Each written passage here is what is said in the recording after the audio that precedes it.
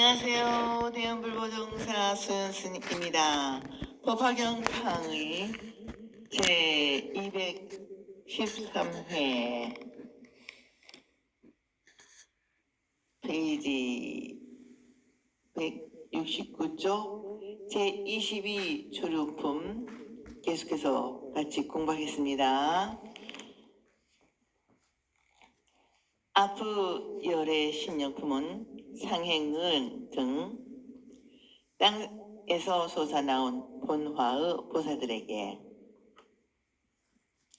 부처님께서 열반하신 후의 세계에서 법화경을 펴고 전하라는 사명을 부여하였다면 본품에서는 족과의 많은 보살들에게 법화경을 널리 펴도록 맡기고 부탁한다.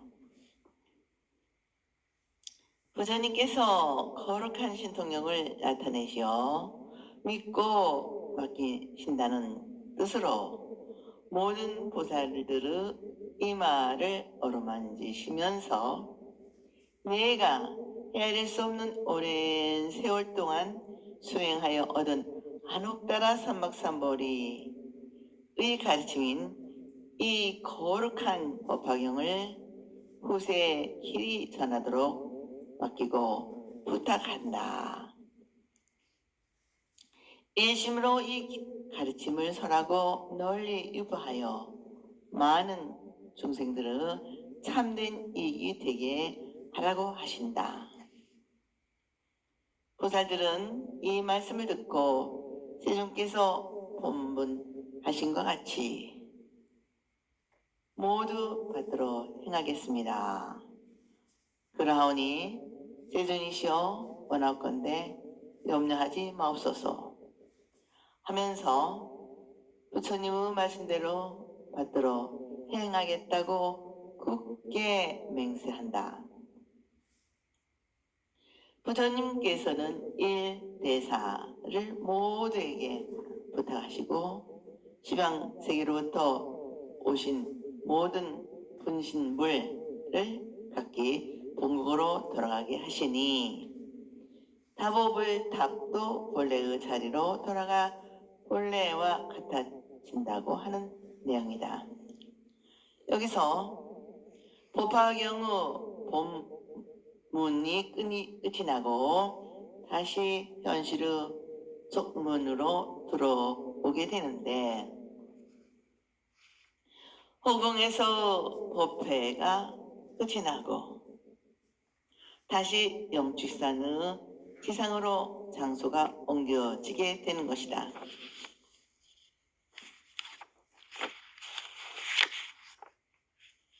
이래부터 부처님께서 이미 말씀하신 경전을 길이 후세에 널리 유통하도록 맡기시고 부탁하는 것을 라 하는데 현재적으로 해석하면 진리란 끝이 없이 영원히 존속되어야 하기 때문에 시대와 사회 속에서 모든 것을 살리는 말씀으로 일상생활에서 실천하는 말씀이 되도록 살려내는 사명을 부여한다는 것이다.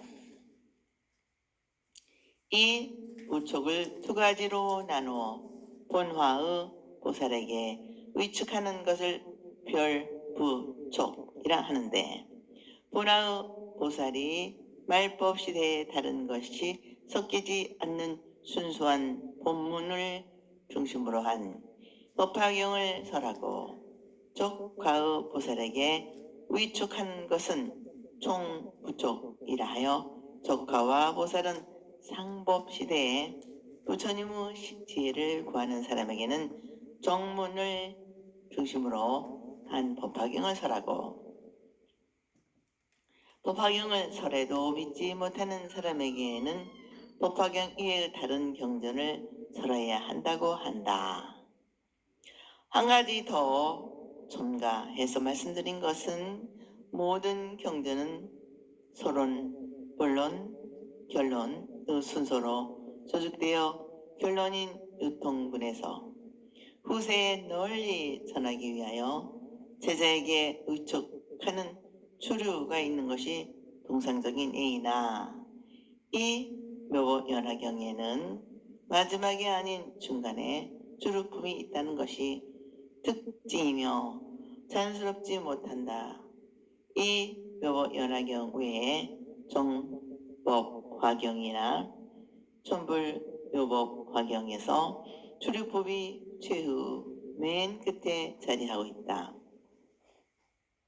그러면 왜 묘법 연화경만이 특별히 다른가? 법화경의 28품은 동시에 설립된 것이 아니라 열의 신령품까지 21품 집어달다 품은 뒷날 첨가된 것으로 제함. 오래전에 설립한 것이고 나머지 7품은 후세에 첨가된 것으로 보는 것이 학계의 정설이다. 그래서 원래는 초류품까지 끝이 나고 다음은 6품은 새롭게 첨가되었기 때문에 성격상 초류품이 경우 중간에 자리하게 된 결과라고 보는 것이며 초류품이 의대에 있지 않고 중간에 있다는 것을 기도한 경전이 다름 아닌 정법 화경과 첨불품 요법 화경이라고 보고 있다. 다시 말하면 묘법 연화경이 가장 먼저 설립된 것으로 추정하는 견해이다. 그런데 조류품이 중간에 있는 N을 묘법 연화경이 만이 아니고 대품 반야경에도 있다. 대품 반야경은 모두 구지품으로 되어 있는데 그 가운데 제66에 주류품이 있고 또 마지막 제90에도 주류품이 있다. 이것은 구마라 집의 번역인 대품 반야경만이 아니고 모라차와 추숙난이 번역한 방광 반야경에도 마찬가지인데 여기서 제67과 제90과 두 품이 같은 주류품이다. 그러나 자세히 살펴보면 보살도에는 반야바라밀의 길과 방편의 두 길이 있다. 앞의 것은 반야바라밀의 근본 바탕을 추류하고 뒤에는 반야의 방편을 추류하고 있어 중복된 것이 아닌 설명이 된다. 이 반야경의 논법은 다른다면 법화경에서도 열의 실력품에서는 땅에서부터 쏟아나온 본하의 지용보살들에게 먼저 이 법화경을 맡기고 부탁하지만 받들어 행하겠다고 받아들이는 것이 나타나지 않고 있으며 부처님의 본부를 받아들이는 것은 주류품에서 나타난다. 이 두 품은 앞뒤로 접촉되어 기록되고 있는 것이다. 그러니까 필자도 주류품 다음에도 새로운 품이 순착적으로 첨가되어 야강보살 본사품에서 마지막 고연보살 본말품까지 6품이 있게 되고 성격상 마지막에 있어야 할 주류품이 겨우 중간에 자리하게 되었다고 생각한다. 여기서 원문 번역을 같이 보겠습니다. 그때 소가모니 부처님께서 복자에서 일어나시어 큰 신통을 나타내시어 오른손으로 헤아릴 수 없는 보살마사를 머리를 쓰다듬으시고 이렇게 말씀하셨다. 내가 헤아릴 수 없는 백천만억 아승직업의 이 얻기 어려운 안옥 따라 삼막삼보리의 진리를 닫고 익혀노라. 그것을 지금 그대들에게 맡겨 부탁하는 것이니 그대들은 마땅히 한 마음으로 이 가르침을 벗어 널리 더욱 퍼지게 하여라. 이와 같이 두 번, 세 번 모든 보살 마사르 머리를 쓰다듬으시고 이렇게 말씀하셨다. 내가 헤아릴 수 없는 백천만억 아승직업에 이 얻기 어려운 안옥 따라 삼막삼보리의 진리를 닫고 익혔노라. 그것을 지금 그대들에게 맡겨 부탁하는 것이니 그대들은 마땅히 받아가지고 읽고 외워서 널리 이 가르침을 설하여 모든 중생으로 하여금 널리 들어 알도록 하여라. 왜냐하면 열에는 큰 자비가 있어 모든 것에 아낌이 없으시고 또한 망설이거나 주저하는 거리낌이 없어서 능히 중생들에게 부처님의 지혜와 열애의 지혜와 세연의 지혜를 주시는 이 때문이다. 열애는 모든 중생에게 크게 베풀어 주시는 분이니 그대들도 또한 열애의 가르침을 따라 배워서 아끼는 마음을 내지 말아라. 미래의 세상에서 어떤 선남자 선녀인이 열애의 지혜를 믿는 사람에게는 마땅히 이 법화경을 설하여 듣고 알게 할 것이니 그 사람으로 하여금 부처님의 지혜를 얻도록 하기 위한 까닭이니라. 만약 어떤 중생이 있어 믿지 않고 받지 않는 사람에게는 마땅히 열애의 다른 기쁜 가르침 가운데서 적당한 것을 찾아 보여주고 가르쳐 이익을 주며 기쁘게 해줘야 한다. 그대들이 만약 이와 같이 잘 한다면 이미 모든 부처님의 은혜보다 하는 것이 되리라. 강의 세존께서 사례에서 일어나시어 큰 신동력을 나타내시어 믿고 맡긴다는 뜻으로 오른쪽으로 모든 중생들의 이마를 쓰다듬으시면서 말씀하신다. 그런데 본문에서는 이마가 아니고 오른손으로 보살들의 오른손을 잡고 이렇게 말씀하셨다고 되어 있다. 이마를 만진다는 것이나 손을 잡는다는 것은 같은 뜻과 의미가 있으나 손을 잡았다는 것은 부처님은 누구 위에 군립하시는 입장에서 있지 않으시고 승가의 일원으로서 중고자의 입장에서 더욱 친절하게 교화하시는 모습이 나타나고 있다고 하겠다. 다시 말하면 이마를 쓰다듬는다는 것은 수직 세로의 관계를 뜻하는 의미가 엿보일 수 있으나 손을 잡는다는 것은 수평 관계를 나타낸다고 보았을 때 불교는 사람에 대한 신뢰의 종교로서 부처님과 중생들의 관계가 다른 종교처럼 수직 관계가 아니라 죄송합니다. 수평 관계라는 깊은 의미가 있고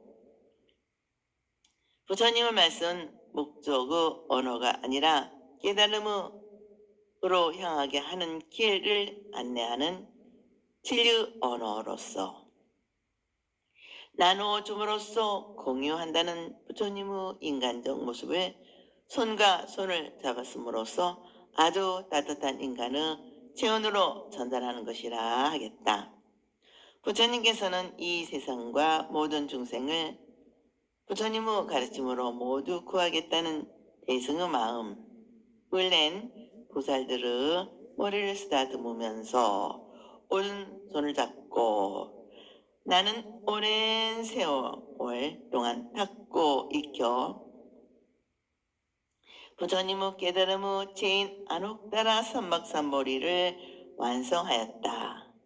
이렇게 얻기 어려운 가르침을 그대들에게 맡겨 부탁하는 것이니 주어도 다른 생각이 없이 오직 남을 가르쳐 부처가 되고 이 세상이 불국토가 되게 하겠다는 한 생각으로 이 가르침을 널리 펴서 모두가 참으로 이익되게 부지런히 행하라는 뜻을 하여라 하신다. 다시 말하면 본분의 뜻 그대로 너희들은 최선을 다하여 부처님의 뜻이 참으로 달성되도록 널리 번지게 하라. 고 당부하신다. 세종께서는 2번, 3번 보살 대중에게 거듭 간곡히 당부하신다. 부처님께서는 내가 헤아릴 수 없이 길고 긴 세월 동안 배우고 닦아 익혀 깨달음을 얻기 어려운 이 안옥다라 삼박삼보리의 가르침을 그대들에게 맡기고 부탁하는 것이니 먼저 그대들이 충분히 이해하기 위해 받아가지고 되풀이하여 읽고 외워 마음에 새겨 완전히 깨닫는 다음에 널리 가르치고 펴서 모든 사람으로 하여금 듣고 알게 해야 한다고 하신다. 다시 말하면 모든 사람 누구나 다 부처가 된다는 일불승 그 가르침인 법화경의 대승의 가르침을 듣게 하여 믿고 깨달아 대승보살의 마음을 내게 하라는 것이다. 왜냐하면 부처님께서 모든 중생을 구원하여 부처님과 같이 되게 하시려는 큰 자비심을 가지고 계시기 때문에 모든 것에 아낌과 인색함이 없으시고 또한 어떤 사람 누구에게나 평등하게 주저하거나 망설임이 없이 부처님께서 깨달으신 그대로 진실하게 가르친다고 하신다. 우리에게는 깨달으신 내용을 그대로 부처님의 지혜와 열애의 지혜와 자연의 지혜를 주시는 때문에 모든 중생에게 크게 베풀어 주시는 분이다.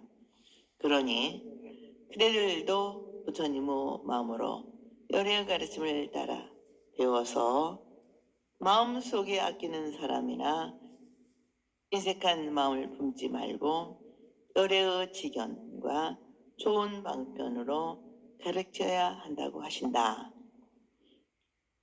여기서 부처님의 지혜를 3가지로 나눠 말씀하신 부처님의 지혜는 중생을 구원하는 능력으로서 지혜를 말씀하시는 것이고 열애의 지혜는 중생을 구원할 수 있는 모든 존재는 무엇 때문에 어떻게 존재하는가에 대한 근본적이고도 절대적인 깨달음의 지혜를 말씀하시는 것이며 자연의 지혜는 부처님의 경지에 이를 수 있는 지혜를 말하는 것으로서 인간은 누구나 본래 평등하게 부처님과 같은 지혜로운 마음을 가졌고 그 본래 맑고 깨끗한 마음인 불성을 개발하고 닦아 저절로 이루어진 지혜를 말씀하는 것이라. 이렇게 3가지로 나눠 말씀하시지만 결국은 같은 것이고 하나인 지혜입니다. 부처님께서 이러한 3가지로 나눌 수 있는 진리를 하나로 다 가지고 계신다는 것이다. 만약 미래의 세상에서 요래의 죄를 믿는 사람이 있으면 바로 이들에게 법화경을 설하여 들어 알게 하여 그들로 하여금 부처님의 지혜를 얻게 하기 위함이다. 그리고 믿지 않는 사람에게는 법화경 이외의 다른 경전 가운데서 깊은 가르침을 골라 그대에게 알맞은 것을 보이고 가르쳐 이익을 주며 기쁘게 해줘야 한다고 하신다. 이와 같이 부처님의 가르침을 세상이 널리 펴고 모든 사람들에게 부처 길에 들게 하고 그들이 부처님과 같은 인격과 지혜를 얻게 하여 세상과 인류를 위해 자기를 바치는 사람들이 되어 언제나 행복감에 충만한 삶을 살아가게 하면 곧 모든 부처님의 은혜에 보답하는 것이 된다고 하셨다. 여기에서 법화경 이외의 다른 경전이란 곤교와 점교를 다 말하는 것이고 깊고 거룩하다는 것은 부처님의 모든 가르침이 모두 일불승이 된다는 것을 뜻하는 것이다. 우리는 여기에서 다시 한번 부처님의 은혜에 감사하고 그 은혜에 보답하는 길을 생각하여 야겠습니다. 모든 부처님께서 근본적으로 바라고 원하시는 것은 모든 중생을 구원하는 것이다. 중생을 구원하는 것은 모든 중생을 부처님과 같게 하신다는 것이다. 우리는 이 부처님의 깊고 깊은 자비심에 따르는 일을 하는 것이다. 곧 부처님의 은혜에 보답하는 길인 것입니다. 우리 모두 만약 부처님의 가르침을 전하여 중생을 건지지 아니하면 부처님의 은혜를 갚는 사람이 아니라는 하는 말씀을 마음속 깊이 새기며 살아가는 불자가 되어야 하겠고 내승보살의 기본이 되는 게으른 삼지 경제 가운데 자비심을 가지고 모든 중생을 인도하여 이롭게 하지 않으면 죄를 범하는 것이라고 가르치는 섬중생계를 지키며 이 부처님의 가르침에 조절한 정신으로 모든 중생을 이롭게 하는 적극적인 보살행을 통하여 저절로 부처님의 은혜에 보답하는 불자의 삶을 살아가도록 합시다. 보살은 끝없는 지혜와 자비를 품고 온 세상 구석구석을 찾아다니면서 고통스러운 중생을 건져주는 일을 합니다. 어떠한 어려움과 괴로움이 있어도 참고 견디면서 이겨내고 어떠한 굴욕이 있어도 오직 중생에게로 향하는 자비의 마음만 있을 뿐이고 중생의 고통을 찾는 지혜의 눈이 있을 뿐입니다.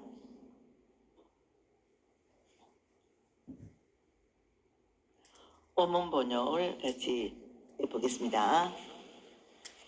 이때 모든 보살들이 부처님의 이와 같은 말씀을 듣고 모두 다 큰 기쁨이 그 몸에 가득하여 더욱 공경하는 마음으로 몸을 굽히고 머리를 조아려 부처님을 향해 합장하여 함께 소리내어 사리우되 죄송합니다. 세존께서 본보하신과 같이 모두 받들어 행하오리다. 그러하오니 세존이시여 오라옵건대 염려하지 마옵소서. 모든 보살 마살들이 이렇게 3번이나 거듭되보리하여 다 함께 소리내어 사리오되 세존께서 본보하신과 같이 모두 받들어 행하오리다. 그러하오니 세존이시여 염려하지 원컨대 염려하지 마옵소서. 그때 서가모니 부처님께서 시방 세계에서 온 모든 분신 부처님들도 하여금 각기 본국으로 돌아가게 하시려고 이렇게 말씀하신다. 모든 부처님들은 각기 원래 계시던 편안한 곳으로 돌아가시고 타부불도 돌아가시어 전과 같이 하옵소서. 이 말을 하실 때 포에나무 아래 사자자에 앉아 계신 희망세계에 헤아릴 수 없는 분신 부처님들과 타부불과 상행을 비롯한 가엾는 아승지 보살 대중과 사리부를 비롯한 송문호 사부 대중과 모든 세계 하늘 사람 아수라들이 부처님의 말씀하심을 듣고 다 크게 기뻐하리라. 부처님의 말씀을 듣고 모든 부살들이 기뻐하고 다 함께 같은 말로 부처님의 본부에 따를 것을 세 번이나 거듭 맹세하고 여기에서 법화경의 부촉이 끝이 난다. 부처님께서는众생을 어여삐 여기시고 큰 자비심이 있어 아까워하는 마음이 없고 주저하거나 망설이는 두려워하는 마음이 없어众생들에게 부처님의 지혜를 가르쳐 오셨다. 그러므로 그대들도 그렇게 해야 한다는 부처님의 말씀에 마음이 밝아져 새로운 자각으로 우리는 부처님의 뜻을 따라 아낌없이 주저하거나 망설임이 없이 남에게 전하고 가르치지 않으면 안 된다. 남에게 전하고 가르치는 것은 통해 자신의 지혜가 더 깊어지고 완성되어 제 빛을 다할 것이며 이것이 모든 부처님의 은혜에 보답하는 것이라고 자기의 사명감을 깨달은 보살들은 큰 기쁨이 충만하여 온몸에 넘쳐 더욱 공경하는 마음으로 감사하는 뜻을 표한다. 몸을 굽히고 머리를 조아려 부처님을 향해 합장하여 다 함께 소리내어 아뢰었다. 부처님께서 가르치고 본부하신 그대로 부처님의 뜻에 어긋나지 않게 반드시 받들어 실천하겠습니다. 그러하오니 부처님 세우주이시여 나옵건대 조금도 염려하지 마옵소서 하면서 두 번, 세 번 되풀이해서 맹세하고 부처님의 가르침과 본부대로 실천하겠다는 각오를 말하고 있다.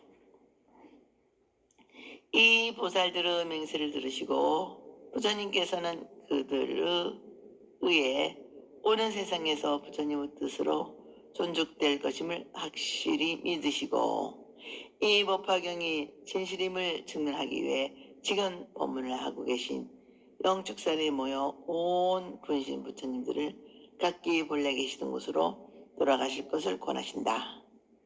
모든 부처님들은 본래 편안히 계신 곳으로 돌아가십시오.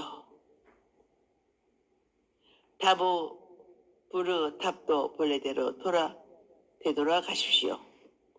하시니 분신의 부처님들과 타부열의 보탑도 본래의 자리로 돌아가신다는 말씀으로 법화경의 본문이 끝이 난다. 이렇게 부처님께서 말씀하실 때 시방세계로부터 구름처럼 몰려와 보배나무 아래 사자자에 앉아 계시던 본신 부처님들과 타보, 불과 상행 보살 등 헤아릴 수 없이 많은 보살들과 사리불을 비롯한 송문의 사부 대중과 온 세계의 하늘 사람 아수라들이 부처님의 말씀을 모두 듣고 부처님의 가르침대로 실천 수행하면 다 부처님의 경지에 이를 수 있다는 자신감에 큰 희망과 용기가 생겨 모두 기뻐하였다는 것이다. 이상으로 조류품이 끝나는 것과 동시에 법화경의 이론적인 가르침이 끝나고 다음부터는 종교적인 실천을 통하여 자기 완성을 가져오게 하는 수행의 묘법을 보이신다. 과거 거룩한 보살들이 실제적인 행동으로 보이신 행적을 부처님이 인간으로서 현실 사회에서 활동하는 모습을 보이신다. 이 보살들은 영원한 진리의 현현으로 인격적인 활동을 보이시면 많은 중생들이 그대로 본받아 실천하고자 하는 마음을 일으키고 있습니다. 여기서 졸업품이 끝이 납니다. 오늘은 여기까지 마치겠습니다. 다음 시간에 이어서 제23 야광보살 본산품을 같이 공부하도록 합시다. 여러분 대단히 감사합니다. 항상 건강하시고 행복하시기를 기도 발언 축원드립니다.